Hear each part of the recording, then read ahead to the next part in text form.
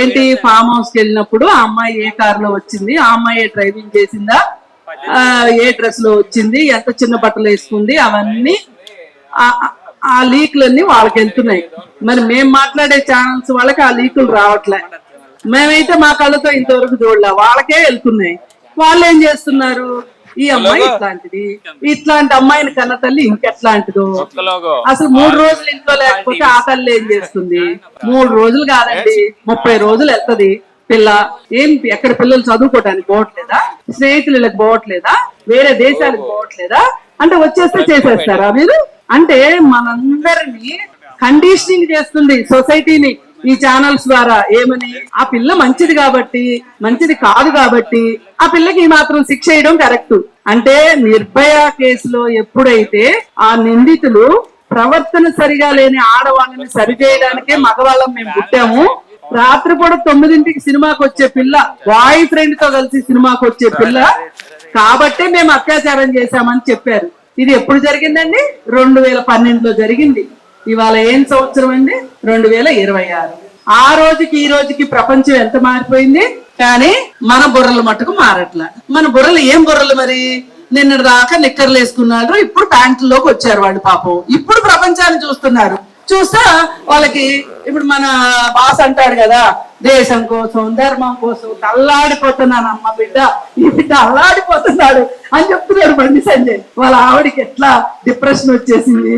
అంతేగాని ఆ police station కి వచ్చి ఆ తల్లి కూతుర్లు ఎంత డిప్రెషన్ పడుతున్నారు, వాళ్ళని మీరు ఇట్లా క్యారెక్టర్ లేని వాళ్ళగా చూపిస్తున్నారు, వాళ్ళు ఎంత డిప్రెషన్ గురవుతారు అనేది మాట్లాడట్లా మీరు.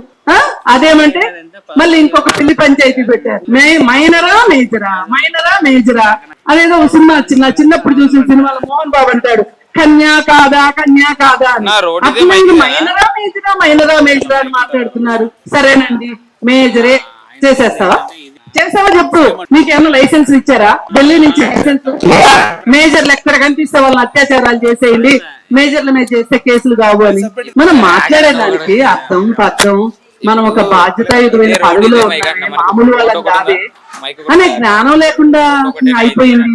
అసలు ఒక ఇట్లా అయిపోతే నిన్న ఇందాక చెప్తున్నారు కదా, వాడెవడు ఆడవాళ్ళు ఎందుకు చదువుకోవటం, మళ్ళీ ఎక్కడికి తీసుకెళ్దాం అనుకుంటున్నారు, మళ్ళీ మన తిప్పి వెనక్కి తీసుకెళ్దాం అనుకుంటున్నారు. మనమేమో ముందుకెళ్లాలనుకుంటున్నాం. ముందుకెళ్లాలనుకున్న వాళ్ళు ఇదో మీ సంగతి చెప్తాను చూడండి. ఈ విధానంలో ఉంటే ఈ సమాజం అయితే సహించదు, అంతవరకు నాకు నమ్మకం ఉంది.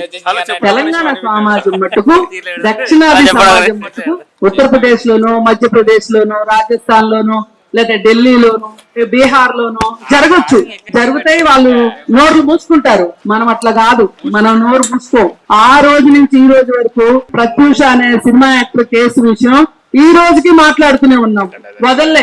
ఆ రోజు నుంచి ఈ రోజు వరకు వదల్లా. డబ్బులున్నోళ్ళకి ఎట్లా బెయిల్స్ వస్తాయి, ఏ సెక్షన్స్ వాళ్ళకి శిక్షలు పడతాయి అనేది మనం చెప్పగలుగుతున్నాం.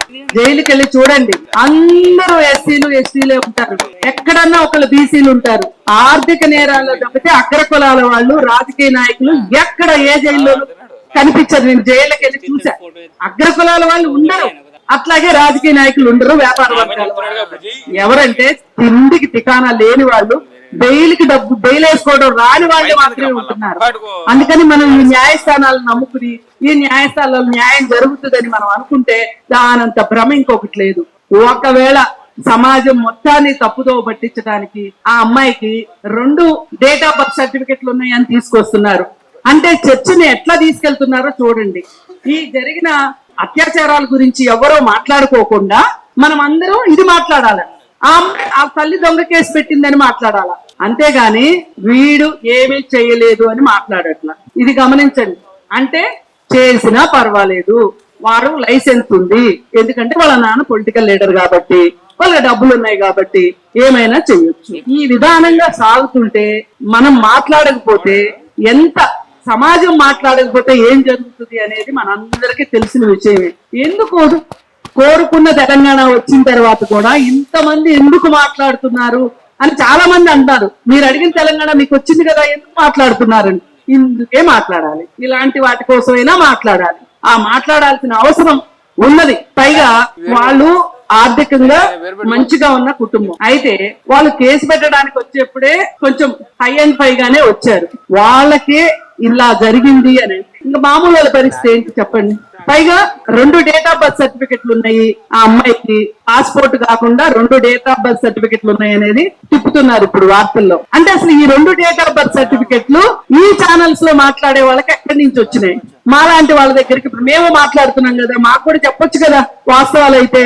మాకు తెలియకోకుండా వాళ్ళకి ఎట్లా, కొంతమందికి ఎట్లా దొరుకుతున్నాయి అంటే మీరు డబ్బులు ఇచ్చేసి చక్కగా మేనేజ్ చేయమని చెప్తున్నారు. మొదటి 2 రోజులు మాట్లాడాల కోవాబన్ విషయం, 10 రూపాయల కోవాబన్ గురించి భూమి ఆకాశం ఏకం చేసిన ఆవిడ కూడా మాట్లాడాల. కానీ ఈ కేసు ఇప్పుడు మాట్లాడుతుంది ఏంటంటే ఆ అమ్మాయి క్యారెక్టర్ మంచిది కాదు, వాళ్ళ అమ్మ క్యారెక్టర్ మంచిది కాదు, క్యారెక్టర్ లేని అమ్మాయిలకి ఇలాగే జరుగుతుంది. ఇలా జరిగినప్పుడు నోరు మూసుకుని కూర్చోవాలి. ఇది వీళ్ళు ఇచ్చిన వీళ్ళు చేస్తున్నది. కానీ మేము చెప్తున్నాం, దేవుడి నుంచి మాట్లాడుతూనే ఉన్నాం. ఈ కేసు తేలే వరకు భయపడేది లేదు. అర్బన్ నక్సలైట్లు అంటారా, ఇంకోటి ఏం పేర్లన్నా పెట్టుకోండి, మీకు నచ్చిన పేర్లు పెట్టుకోండి. మాట్లాడేదే మహిళల కోసం మాట్లాడేది. అలాగే ఈ పోక్సో యాక్ట్ గురించి, ఇది ఒక ఆడపిల్లలకు మాత్రమే అని చట్టం అని చాలా మంది తెలియక అనుకుంటారు. ఈ రోజు మగ పిల్లల మీద కూడా దురదృష్టవశాత్తు చాలా అఘాయిత్యాలు జరుగుతున్నాయి. 18 సంవత్సరాల లోపు అమ్మాయిలైనా అబ్బాయి, ఆడపిల్లలైనా మగపిల్లలైనా బాలబాలికలకి కావాల్సిన చట్టం ఇది. ఈ చట్టం ఏ మాట కామాట కాంగ్రెస్ గవర్నమెంటే తీసుకుని వచ్చింది. వచ్చిన తర్వాత ఈ బీజేపీ వాళ్ళు ఎంత నాటకాలు ఆడారంటే, అసలు అట్టేంటి వాళ్ళు ఏదో జస్ట్ అరెస్ట్ చేసి 60 రోజుల్లో ఛార్జ్ షీట్ అయ్యమని కాంగ్రెస్ ఉత్తుత్తి చట్టం తీసుకొచ్చింది. నేను తీసుకొస్తున్నాను చూడండి, అసలు అత్యాచారం చేసిన వాడికి ఉరిశిక్ష చేయాల్సిందే అని చెప్పి బీజేపీ వాళ్ళు సభ్యులు తీసుకొచ్చారు దీనికి. మరి మీరు తీసుకొచ్చిన చట్టాల మీదనే మీకే నమ్మకం లేకపోతే మాలాంటి వాళ్ళకి ఎట్లా నమ్మకం ఉంటది? ఏం చేద్దాం అనుకుంటున్నారు?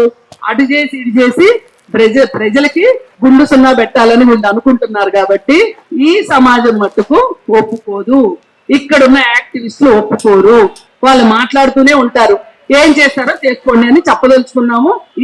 ఈ పిల్లవాడికి ఈ రోజు పైగా ఇక్కడ ఇంకొకటి నేను మర్చిపోయాను, కాలేజీలో తోటి స్టూడెంట్ ని కొట్టిన కేసులు 2 ఉన్నాయి. అవి వీడు చాలా సరదాగా వీడియోలు తీసుకుని అన్నం తినేటప్పుడు, కాఫీ తాగేటప్పుడు వీడియోలు చూసుకుంటుంటాడంట. వాడి వీరత్వం గురించి వాడు అంటే నేను గొప్పండి ధైర్యవంతుడిని ధీమంతుడిని అనుకోవాలి కదా, అందుకని ఆ కేసులు కూడా ఇప్పుడు తిరిగి తీయాలి. ఒక అబ్బాయిని, ఒక తోటి స్టూడెంట్ ని, నీకంటే జూనియర్ స్టూడెంట్ ని కొట్టే హక్కు నీకు ఎవరిచ్చారు? ఆ 2 కేసులు అవి, 2 వీడియోలు తిరుగుతున్నాయి.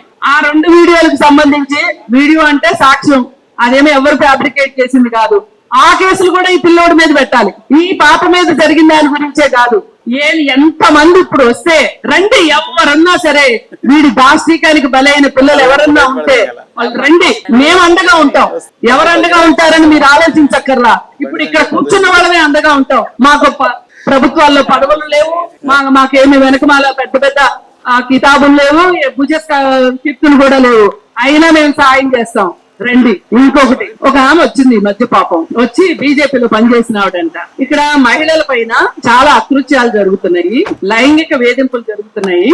పార్టీలో పదవులు రావాలి అంటే వాళ్ళు చెప్పిన మాట వినాల్సిందే, వాళ్ళకి లొంగిపోవాల్సిందే. గత అధ్యక్షుడు పైన కూడా చాలా ఉన్నాయి నేరారోపణలు అని చెప్పింది. కానీ మనము డైలీ ఏవేవో ఉంటాయి ఆటి విధిలో పడిపోయి దాన్ని మనం పెద్ద సీరియస్ గా తీసుకోలేదు. ఇప్పుడు ఎలాగో పనిలో పని మనం తవ్వుతున్నాం కదా, ఇప్పుడు ఇది కూడా బయటికి తీసుకురావాలి. ఆ అధ్యక్షుడు ఎవరు, చేసింది ఏంటి? మీరు రాజకీయాల్లో నాయకులు అయినంత మాత్రాన మీకు కొమ్ములు ఉంటాయా?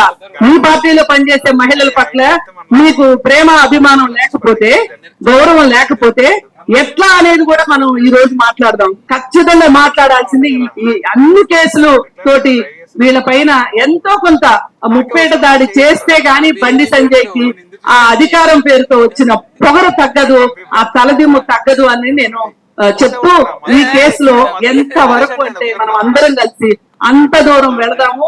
ఆ అమ్మాయికి, బాధితురాలకి, అలాగే ముఖ్యంగా బాధితురాలు తల్లికి కూడా న్యాయం జరగాల్సిన అవసరం ఉంది. ఆమె పైన ఇలా మాట్లాడుతున్నందుకు గాను వీళ్ళ పైన మహిళ ఆత్మగౌరవానికి భంగం కలిగిస్తే నిర్భయ కేసు పెట్టొచ్చు.